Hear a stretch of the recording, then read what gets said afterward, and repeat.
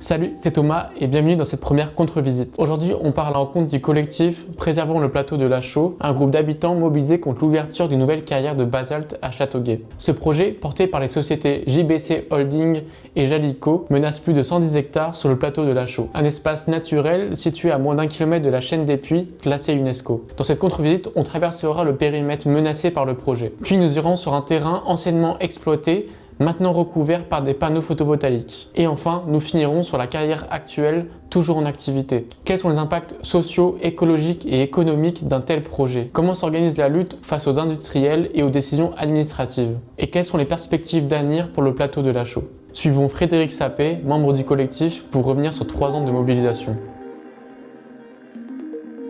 Là, on se trouve en fait à l'extrémité vraiment du projet de carrière, de nouvelle carrière à Châteauguay, donc sur l'extrémité à l'est des parcelles de la commune. Donc ce magnifique poteau en béton, en fait, c'est le point de départ du chemin de la Chaux, qui est normalement un chemin cadastré depuis Napoléon, qui appartient donc à la commune et qui est censé traverser le plateau de part en part. En réponse à une demande de notre part de la mairie de réouvrir ce chemin communal, a été planté ce poteau en béton et a été clôturé en fait l'entièreté des parcelles qui ont été donc mises sous contrat de fortage par la commune pour le carrier. Donc voilà. Donc on se retrouve ici à peine 100 mètres des maisons et on peut considérer en fait que c'est le point de départ voilà, des parcelles qui ont été concédées à la mairie pour le carrier. Donc là, pour raisonner un peu plus en termes d'espace, la mairie a concédé un peu plus de 20 hectares, donc majoritairement sous forme de ces deux parcelles-là, qui sont les parcelles G2 et G3 sur le plan cadastral. Le problème, c'est que contigu à ces parcelles, on a un autre carrier qui lui a acheté 40 hectares complètement contigus. Donc on se pose quand même beaucoup de questions sur voilà, la nécessité pour un carrier de racheter des parcelles contiguës à des parcelles qui ont été concédées par une municipalité. Donc on craint bien entendu que l'exploitation puisse éventuellement voire même commencer sur ces parcelles-là ou être un jour étendue à ces parcelles-là. Et ce qui fait que quand on ajoute tout ça, les parcelles concédées par la commune, les parcelles rachetées par le carrier, les parcelles sur lesquelles ils ont effectué des forages, on s'aperçoit qu'on est sur une zone d'étude qui a été nettement supérieure à 100 hectares. Donc voilà, la municipalité a été toujours dans le déni par rapport à ça. Et on s'aperçoit en fait que par rapport au PLU, ils ont bien reconnu que la zone d'étude était relativement large et que par rapport à des difficultés justement de corridors écologiques, etc., de ressources en eau, ils allaient essayer de restreindre l'emprise de la carrière, mais pour nous, ça ne nous suffit pas. C'est comme si un médecin vous disait votre jambe est sauvée, on ne va pas vous couper la jambe, on va simplement couper au niveau de la cheville ou du genou. Et on sait très bien qu'une carrière, après, temporellement, au niveau de l'historique, elle va s'étendre d'année en année au fur et à mesure de l'épuisement des filons. C'est exactement ce qui se passe aujourd'hui. C'est que pourquoi ils ont envisagé de venir creuser ici, c'est parce que la carrière actuelle qui est de l'autre côté de la route, le filon est épuisé. Je crois qu'il y a très peu d'exploitation aujourd'hui du fait de l'épuisement de la ressource. Et on vient en fait saccager un espace naturel qu'on verra un peu plus loin, qui est complètement isolé des routes, du bruit, de toute nuisance. Et nous, on lutte contre ça. Et en fait, c'est une voisine qui a lancé l'alerte. On s'est aperçu, à la suite d'un conseil municipal, qu'il y avait dans le bulletin d'information municipale 3 informations qui sont parues et qui étaient en fait connectées. Donc il y avait une information concernant la mise en conformité du PLU de la commune.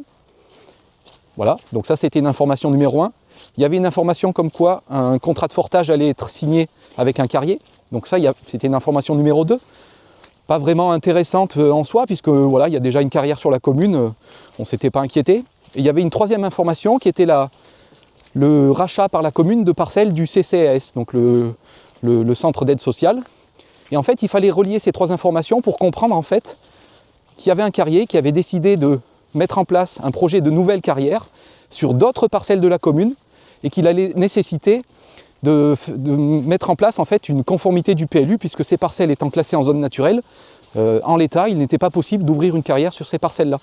Donc 3 informations connexes qui, quand elles étaient lues dans le bon sens et mises en relation, en fait, et publiées de façon très anonyme dans le bulletin d'information municipal, nous ont alerté sur le fait que voilà, un nouveau projet de carrière allait se dérouler sur notre commune et sur des surfaces absolument gigantesques. Donc aujourd'hui, voilà, on est en février 2025 et on n'a toujours eu aucune réunion d'information sur la commune de Châteauguay. On se bat pour ça, on essaie de rechercher des informations à droite, à gauche, parmi la base de nos adhérents, de nos sympathisants. Et ce qu'on souhaite vraiment faire passer comme message, je pense, ce qui est important, c'est que cette carrière, elle n'est pas utile ici à Châteauguay, mais on ne la veut pas non plus ailleurs en fait. Elle est totalement inutile dans le contexte actuel, voilà, de réduction, d'artificialisation des sols. On sait faire mieux en recyclant en fait sur place directement les matériaux qui sont présents sur la route. Ça coûte moins cher, moins de production de CO2, quasiment absolument plus de transport. Côté bâtiment, on sait faire du réemploi, c'est-à-dire réutiliser les matériaux de démolition ou les matériaux déjà présents sur le site. Et surtout, on pourrait recycler beaucoup plus que ça. On a trouvé des documents, donc encore une fois grâce à la ressource Internet, comme quoi l'aire urbaine de Clermont-Ferrand était vraiment une très mauvaise élève par rapport à des moyennes, non pas nationales, mais des moyennes locales de recyclage. Donc quand on lit dans des documents qu'on pourrait extraire 125 000 tonnes voilà, de matériaux recyclés et que le projet de carrière se rapproche en fait de ces tonnages-là, on met en relation des chiffres qui nous laissent penser que ce projet de carrière n'est pas utile. Donc là, la pierre extraite, c'est du basalte, donc qui va nécessiter pour extraire des tirs de mine, pour fragmenter la roche. Et cette pierre, elle pourra être utilisée dans des bétons ou pour réaliser des enrobés. Voilà, donc c'est vraiment un matériau de construction, mais avec voilà, la norme RT 2020, où on demande en fait une part très importante de matériaux biosourcés, avec le recyclage en fait, des enrobés, etc., le recyclage des matériaux à la source, le réemploi des matériaux à la source, tout ça fait que cette carrière elle est obsolète et elle n'est plus dans l'air du temps. Parcelle là, qui a été bien nettoyée, donc ça c'est pas la parcelle de la mairie, c'est justement, ça fait partie des 40 hectares qu'a racheté un carrier. Et en fait, le projet sur la commune démarrerait après cette première clôture là. Et donc là, il y a 10 hectares de ce côté qui ont été rachetés en privé et 30 hectares de ce côté qui font une surface de 40 hectares en sus de toutes les parcelles concédées par la mairie. Et c'est ça qui nous inquiète. Donc voilà, là on est au cœur de la géographie du projet. On voit un petit chêne en face de moi là, c'est vraiment l'épicentre du projet puisque il faut imaginer qu'on on est à peu près à mi-pente, donc il y a autant en dessous jusqu'au ruisseau là-bas en bas. Par rapport au-dessus quand on a regardé le poteau en béton là-bas. Et en fait, donc devant nous, là, on a une parcelle de 10 hectares qui a été rachetée par un carrier. Dans mon dos, on a une parcelle de 30 hectares qui a été rachetée par le carrier. Et le chêne, lui, se trouve sur cette fameuse parcelle G2 et G3, d'une superficie à peu près de 20 hectares qui ont été concédés par la mairie. Donc on s'aperçoit qu'on est vraiment au centre du projet et que ça, dans quelques années, sur la volonté du carrier, poussé par notre propre municipalité, ça va se transformer. Ça pourrait se transformer sans notre lutte en une gigantesque carrière de basalte avec des fronts de taille jusqu'à 35 mètres. Et on pourra montrer par rapport à la carrière actuelle à quoi pourrait ressembler le paysage ici dans quelques années. Aujourd'hui, cette carrière, elle est en l'état, il n'est pas possible qu'elle soit ouverte puisque les zones sont classées en zone naturelle. Donc on ne peut pas ouvrir une carrière sur ces zones-là. Donc c'est pour ça qu'au début de la genèse du projet, de la genèse de l'association, on s'est aperçu qu'il y avait une demande de mise en conformité du PLU pour faire basculer ces zones du PLU de zone naturelle en zone NC, c'est-à-dire naturelle mais avec autorisation de créer une carrière. Donc aujourd'hui, le PLU des communes va disparaître au profit du PLUI, donc intercommunal ou PLUM, le PLU de la métropole. Et c'est là aujourd'hui que va s'ouvrir dès lundi, le 17 février, une enquête publique sur cette mise en conformité des PLU des différentes communes pour intégrer en fait un PLU métropolitain. Et sur ce PLU métropolitain, on s'aperçoit que la carrière est déjà dessinée. Et contrairement à des mensonges qu'on a pu entendre en conseil communautaire, en fait, en conseil métropolitain, le projet de carrière n'est pas encore validé, donc il n'y a pas de raison que le PLU avance plus vite que le projet. Parce que le projet de carrière, il va devoir lui aussi subir une enquête publique. Il va aussi, lui aussi devoir démontrer en fait, par des études, des études environnementales que ce projet est viable. Et il va falloir obtenir l'autorisation du préfet. Donc on ne peut pas nous dire on met en place une zone sur le PLU qui est réservée pour la carrière parce que le projet est accepté. Le projet aujourd'hui n'est pas accepté. Et d'ailleurs, le projet aujourd'hui n'est pas acceptable en l'état. Et il va falloir que la métropole se rende compte qu'on ne peut pas venir saccager cet espace naturel. Imaginez, donc là on est sur la parcelle H18, donc c'est une parcelle de 30 hectares qui a commencé à se réensauvager. Et il faut imaginer que cette parcelle-là, donc il y a quelques années, ressemblait beaucoup à celle-ci. Elle a été entièrement défrichée au moment de la première étude environnementale qui a eu lieu.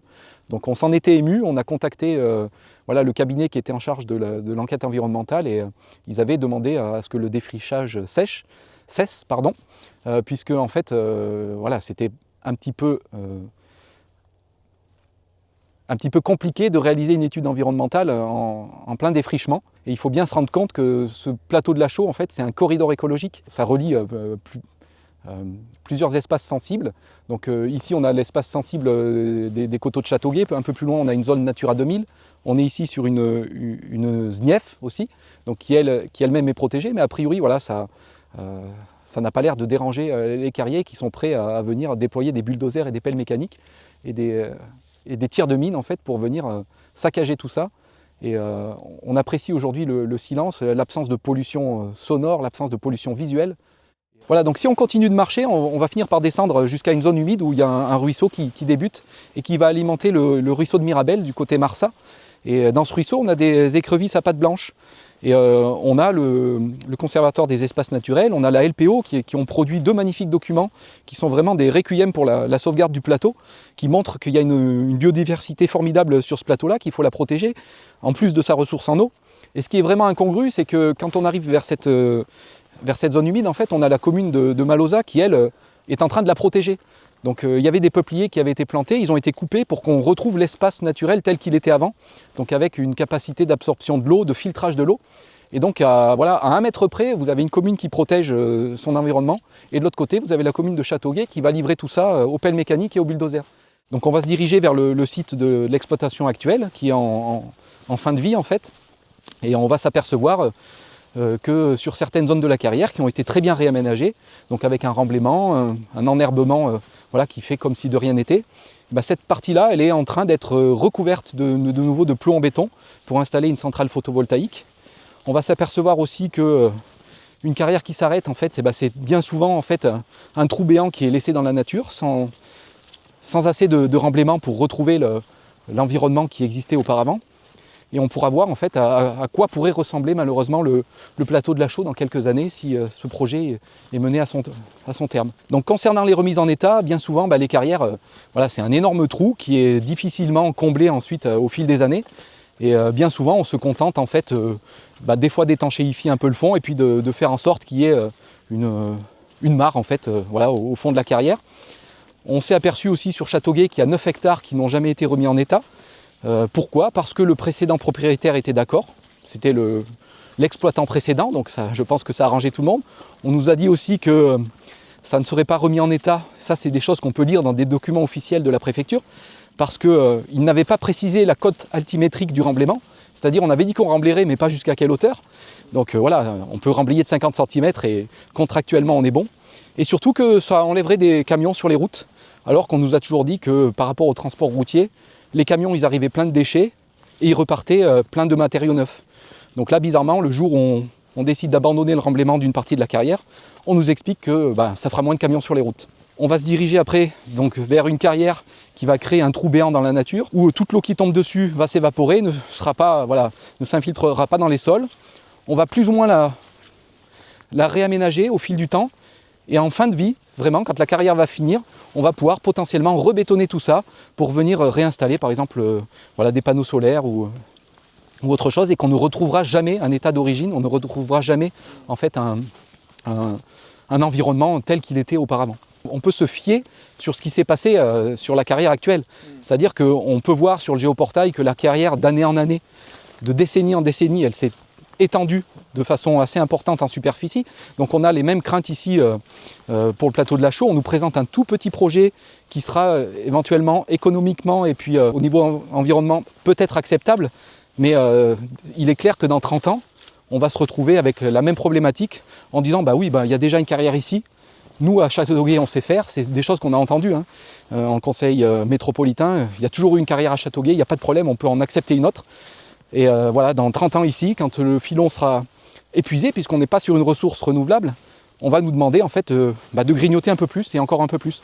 Donc on est vraiment opposé à cette forme de mitage du territoire, puisqu'on vient dégrader un environnement qui est aujourd'hui totalement préservé, et qu'on va grignoter petit à petit, au fil de décisions du carrier d'étendre sa production, au fil d'autorisations préfectorales, où on a des gens qui se contentent de signer en bas de page, sans vraiment connaître le lieu qui va être saccagé, sans vraiment souvent se rendre sur place malheureusement.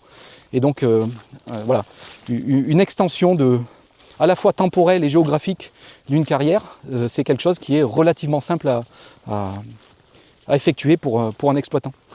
On peut le démontrer sur des documents qu'on peut récupérer. C'est que déjà en 2008, la carrière actuelle de Châteauguay, il y a certaines municipalités qui s'étaient opposées à cette reconduction systématique des contrats en fait. Et on est aujourd'hui en 2025 et fin 2024, la mairie, il y a eu une signature pour une prolongation de l'exploitation actuelle. Et l'exploitation change, donc il y aura moins de recyclage. La partie ISDI vient de se terminer, on a pu apprendre ça dans le dernier bulletin d'information municipale. Mais par contre, ils ont mis en place une forme de hub des matériaux, c'est-à-dire que la carrière va pouvoir permettre en fait, de récupérer des matériaux extérieurs et de venir faire une plateforme d'échange de matériaux. Donc là, concernant le transport, on pense que ce n'est pas une très bonne idée au niveau CO2, etc. Et ça va générer en fait un flux de camions et ça continue de dégrader le site de la carrière. Ce qu'il faut comprendre, c'est qu'une fois qu'on a mis en fait le doigt dans l'engrenage, on ne s'en sort plus en fait. Il y a toujours une justification pour dire tiens, c'est un ancien sol pollué, on va pouvoir en faire ce qu'on en veut dessus, mettre des panneaux photovoltaïques, etc. Et il n'y a jamais de retour à la nature. Et oui, la mise en place d'un nouveau projet de carrière, ça va nécessiter des infrastructures. Donc ils vont déjà devoir en fait percer de part en part le plateau de la Chaux pour rejoindre la route nationale qui va permettre le transport de ces cailloux. Et là, j'aimerais bien que la municipalité de Châteauguay nous explique comment les camions ne traverseront pas le village, comme on a pu l'entendre dans le conseil métropolitain. Ça, c'est un peu joué sur les mots. Peut-être que les camions ne traverseront pas l'ancienne partie du village, mais ils continueront bien d'emprunter les routes actuelles, où on s'aperçoit qu'on a des zones à 30 km/h, on a des ralentisseurs, on a des panneaux danger, etc. Donc c'est vraiment une aberration de vouloir continuer à faire traverser des camions sur un projet qui, il faut le rappeler, est un projet bien plus important que le site de la carrière actuelle. Donc dans sa demande d'extension fin 2024, si on compare donc les chiffrages avec ce qu'on nous annonce pour le futur projet, on est sur un rapport de 1 à 6 en fait. Donc c'est quelque chose qui est quand même assez conséquent et qui est a priori, dans les cartons depuis des décennies, le fait d'ouvrir une carrière assez importante à Châteauguay.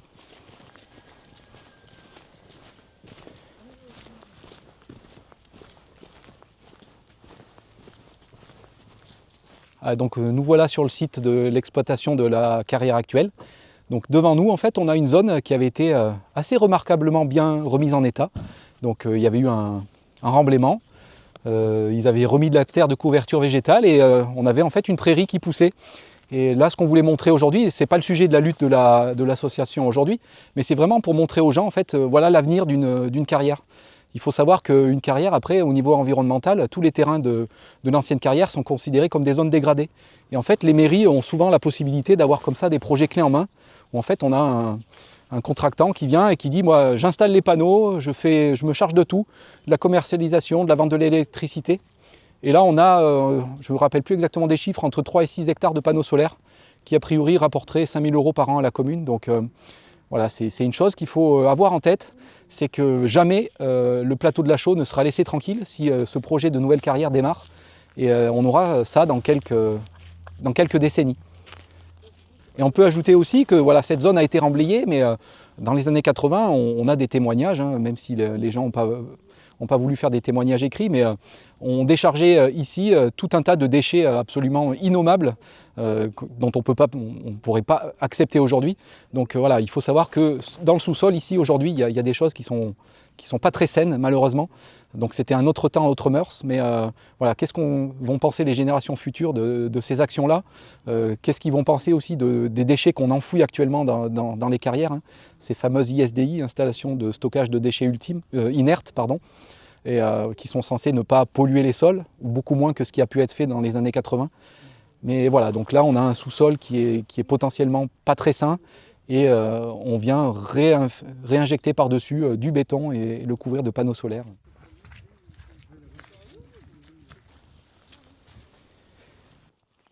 Donc voilà, sur un autre point de vue, sur la carrière actuelle de Châteauguay, donc on est sur la commune de Malosa ici, donc visuellement on a à peu près 8 hectares devant nous, donc c'est pour mettre un petit peu en relation par rapport aux 40 hectares d'emprise de la carrière au total, hein, entre les zones, voilà, les 9 hectares qui n'ont jamais été remis en état, les 5 ou 6 hectares qui vont être couverts de panneaux solaires.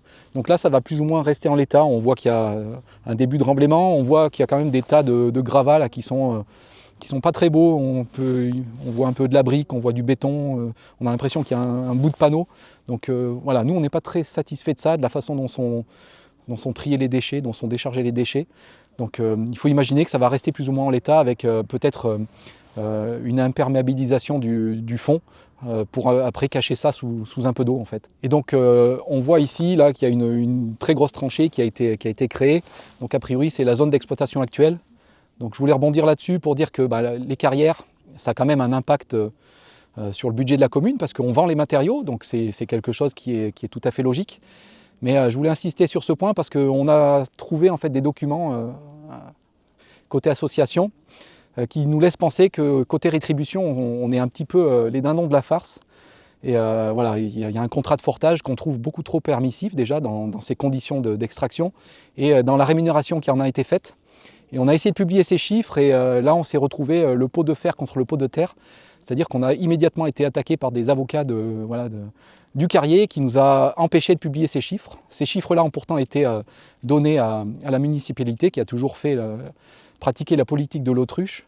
Donc ces chiffres nous laissent penser que le budget de la commune pourrait être grandement amélioré si on pouvait vendre les cailloux au prix où ils sont vendus sur une autre commune, dans une autre carrière, avec un autre exploitant, mais qui est très proche de celui qui exploite la carrière actuelle aujourd'hui, puisqu'ils envisagent éventuellement de co-exploiter le projet.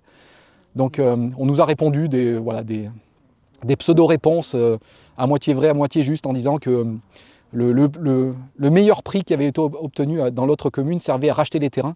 Le problème, c'est que on sait faire des additions, et qu'en additionnant les chiffres, à Châteauguay, avec la rétribution qu'on aurait pu avoir par rapport à l'autre commune, on pourrait acheter chaque année, pendant les 30 ans d'exploitation, on pourrait acheter les terrains au moins 2 fois. Donc il y a un argument là qui, en l'absence de débat, qui a été entendu en conseil municipal, mais comme on ne peut pas répondre, qu'on ne nous laisse pas la parole, on ne peut pas pondérer en fait tout ce début de communication qui est fait par la mairie où en fait ils parlent sans nous laisser la parole, sans nous laisser contredire ou débattre tout simplement. Un petit point historique, donc a priori la carrière de Châteauguay elle est centenaire, donc elle était auparavant placée beaucoup plus près du village. On nous rapporte même qu'à l'époque elle était vraiment tellement au bord de la route que quand il y avait des tirs de mine, c'était déjà arrivé qu'il y ait des gravions qui atterrissent dans la cour de l'école. Donc ça c'était une autre époque, bien heureusement. Mais donc là on est en train de voir l'exploitation en 2025. Et donc ça c'est une zone qui est exploitée depuis les années 2010, plutôt sur la commune de Malosa. Et je redis ce que j'ai dit tout à l'heure, c'est que déjà en 2008, il y a des municipalités qui appelaient à l'arrêt de l'exploitation, on était parfois un peu agacés en fait, des prolongations perpétuelles des demandes d'autorisation d'extension temporelle et géographique. Et bien là, on l'a sous les yeux en fait, et il faut vraiment extrapoler ça aux 150 hectares du plateau de la Chaux, même si pour l'instant, sur le PLU, on nous fait un petit dessin de 25 hectares seulement. Mais qu'est-ce qu'il en sera dans 30 ans? Les principaux décideurs ne seront plus là pour répondre de ces actions-là, mais nos enfants seront là et je pense qu'on sera jugé très durement sur notre inaction, en tout cas pour ceux qui n'ont pas bougé, ou pour ceux qui continuent de dire « Oh là là, mais vous faites un travail formidable, mais de toute façon, ça se fera. » Donc on n'est pas du tout, nous, dans cette optique-là, ça ne se fera pas.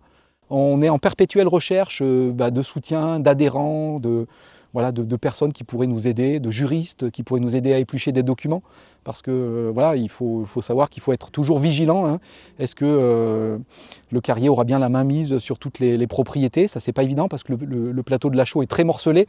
Donc est-ce que les droits auront été acquis au niveau de la propriété? Donc c'est toutes des choses là qui sont très consommatrices en temps. Donc élargir la base de nos adhérents, de nos sympathisants, c'est toujours élargir nos connaissances et nos possibilités de trouver des arguments, de construire un exposé en fait, pour convaincre le plus grand nombre que ce projet, le plateau ne doit pas finir comme ça, tout simplement. En termes d'agenda pour l'association, on a un gros point d'agenda qui arrive, c'est lundi 17 février, c'est l'ouverture de l'enquête publique pour le PLU de la métropole. Donc c'est là où en fait il faut qu'on submerge la métropole d'avis négatifs sur ce PLUI, en particulier le fait d'avoir dessiné déjà sur ce PLU les dessins d'un projet de carrière qui n'a pas été accepté, hein, contrairement à ce qu'a pu dire M. Grégory Bernard en conseil métropolitain. Le projet de carrière n'a pas encore été accepté, donc on peut encore lutter, donc il faut que les gens se mobilisent. Donc ça fait partie de notre agenda.